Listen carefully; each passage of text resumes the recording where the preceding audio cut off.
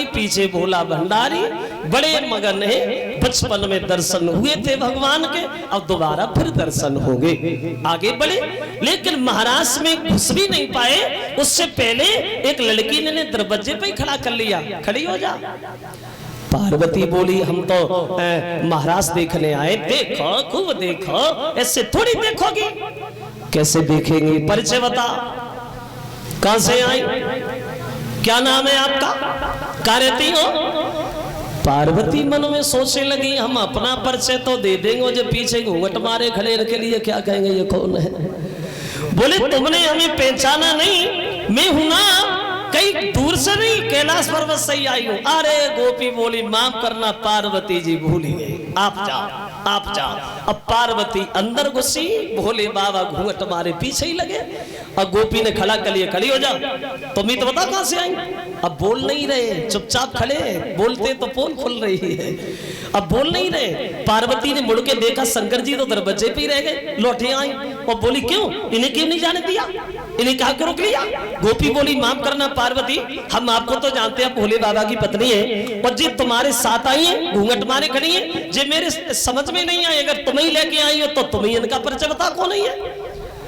पार्वती सोचने लगी हाय अब का कहे। एकदम से शंकर जी का हाथ पकड़ा, धीरे से झटका दिया, कितनी बार का घर पे बैठो, नहीं माने।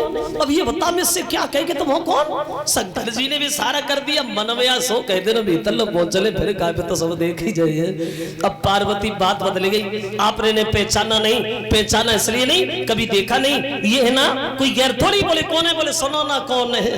तो बोली कि जय गणपति की किनकी। बोली जो मेरे पुत्र गणेश ही है ना, कि मेरे बेटा की बहुरिया मामरी।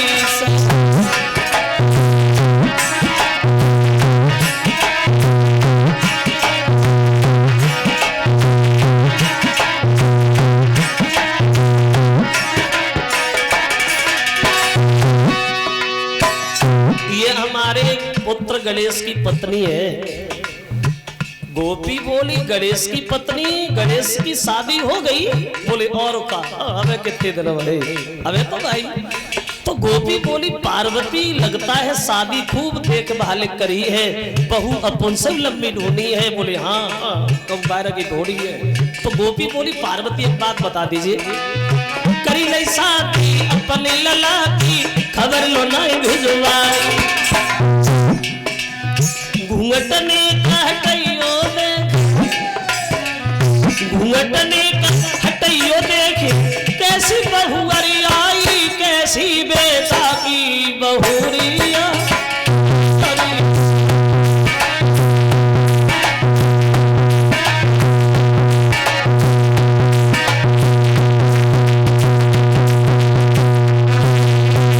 गोपी ने उत्तर दिया पार्वती चलो शादी में नहीं बुलाया, कोई बात नहीं, अब यहाँ आई नहीं हो ने घूंघट ऊपर कुछ कहा, हम भी देखे कैसी गणेश की पत्नी है। पार्वती सोचने लगी हाय अब का कहे। एकदम से फिर बात बदल गई, यहाँ घर पे आ गई, यहाँ देखने दूं, यहाँ नहीं देखने दूंगी, वही आना। और शंकर जी का हाथ पकड़ा, जल्दी जल्दी अंदर घुस गए। अब पार्वती तो महाराज देखने लगी, लेकिन भोले बाबा महाराज देख ही नहीं पा रहे। घूंघट नीचे से ऊपर कुछ गा दे, सोई पार्वती झटका देती, नीचे करे ना बजेगा तो बता। बड़े परेशान महाराज देखने गए, देख ही नहीं पा रहे। लेकिन एक नजर शंकर जी की पड़ेगी कन्हैया के ऊपर, जो गोपियों के साथ नाच रहे थे, और जो कन्हैया को नाचता वो देखो। शंकर जी ने घूंघट मारो बैठ गए, सोचने लगे बारे करिया, ओरे तो भी बड़ा गुण भरे हैं, कैसे नाच रहा हो। ऐसा लगता है गोपियां पागल कर ली इसने। अब बैठे बैठे भोले बाबा मन में सोच रहे हैं कि करिया करिया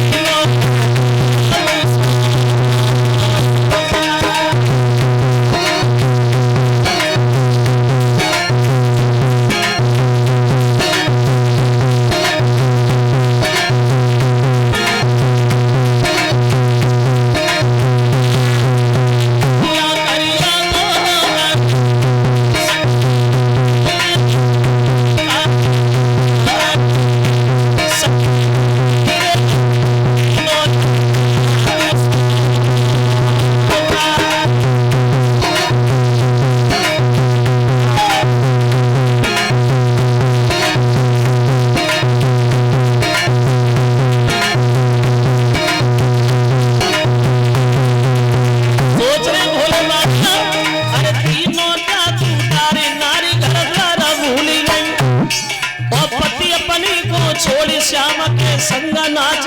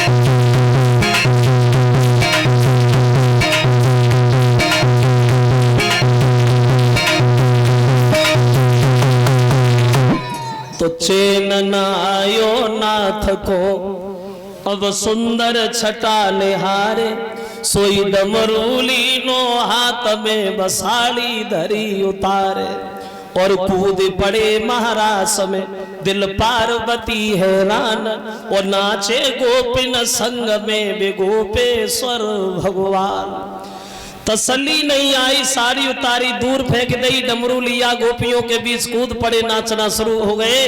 पार्वती शर्म के कारण नीचे निगाह किए बैठे हैं और लेकिन भोले बाबा उल उल के नाचने लगे।